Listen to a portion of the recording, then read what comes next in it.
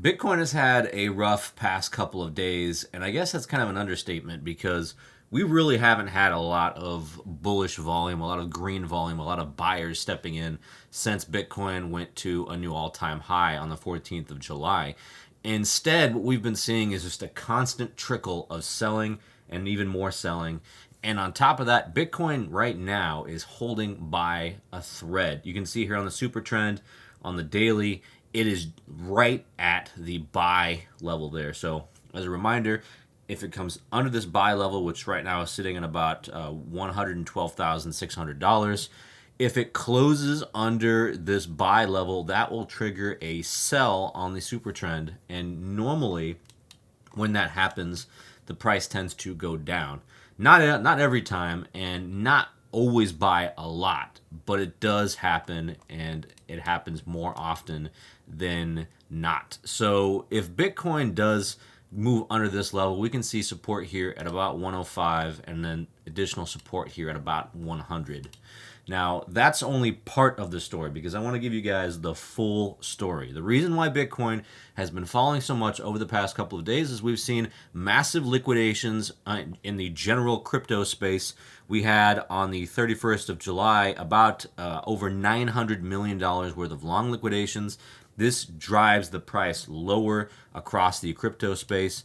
And even just looking at Bitcoin by itself, we can see here that it's about $231 million worth of long liquidations that occurred on the 31st of July. So it's just been a large cavalcade of this liquidity that's leaving the market. People are getting basically forced to sell and getting forcibly liquidated. And now we're seeing a kind of deleveraging in the overall Bitcoin space. And every single time we see something like this happen, I think it's a good thing because that kind of takes a lot of the shock out of the market. And if Bitcoin continues to fall, you won't see just a cascading effect as there is less volatility in the market. If you take a look at the liquidation heat map for Bitcoin, you can see it's sitting here at about 120,000. There's about $1 billion worth of short liquidity sitting right here. There's just a massive amount of short liquidity that's sitting in this little band right up here.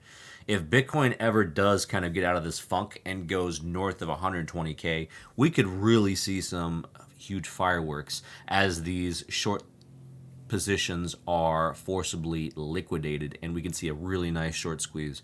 This is something that we should all be aware of, and I do think that this is a possibility, something that will happen within the next couple of months. I do think that that's entirely possible. Now, if we take a look at the Bitcoin metrics at Durabit for the options, we can see here that on the 8th of August, this Friday, we have about $3 billion worth of these options set to expire at a max paying price of about 114,000. So according to traders, we probably will see a little bit more of a tick up in the prices. That's kind of what they're betting by the end of the week. So that's something to keep in mind.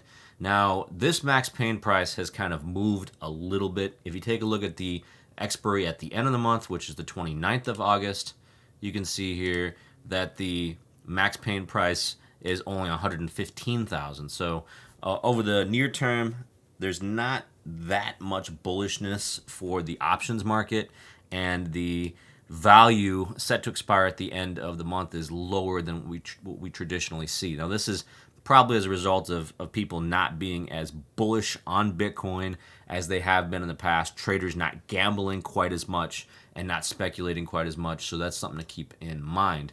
However, if you take a look at the Bitcoin Fear and Greed Index, you can see that we're still pretty nicely in the greed category at about a 57.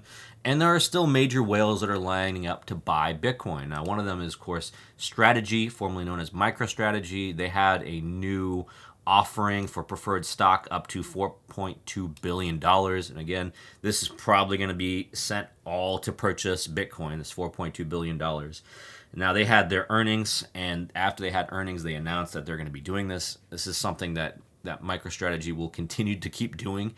You'll see maybe every quarter that they'll have a new stock offering, and they will use that to buy additional Bitcoin. So $4.2 billion in demand is going to be coming for Bitcoin. On the other hand, you'll have big whales like the Mr. 100 wallet that continues to sell Bitcoin. You see here on the 1st, you had about $600 Bitcoin being removed from the wallet. On the 29th, you had 500. On the 23rd, you had 900. So there are some whales out there that are selling. And on top of that, if you take a look at the SoSo Value Bitcoin ETF spot tracker, we're out looking at the weekly. We actually saw negative flows, so basically outflows from these spot ETFs in the tune of about $643 million. And this is the most significant that we've seen since April. So we've seen the market turn a little bit against Bitcoin right now in spot ETFs. However, the exchange reserve continues to show that there is just not a lot of Bitcoin, especially over the past week. We actually saw a nice little decline in the amount of Bitcoin on exchanges. So we have not seen a large amount of Bitcoin hit the exchanges just yet, or at least the ones that are tracked by crypto quants. So that's something to also keep in mind. Now, in regards to Bitcoin, this level right here, this super trend, if this flips over to sell and Bitcoin does come down under 100K, I would definitely be interested in buying some more Bitcoin under 100K. RSI sitting at about 40 right now on the daily, which is at the lower end, but it's not the lowest that it can go.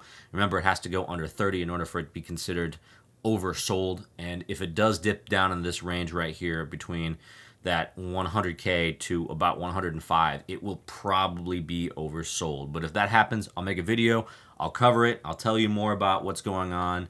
Now, if you like this content, please subscribe. I would appreciate I'd appreciate share, and I'd appreciate for you guys to leave a comment below and let me know what you guys think about this. If there's something you want me to talk about, a specific metric or something, put that in the comments below, and I'll catch you guys in the next video.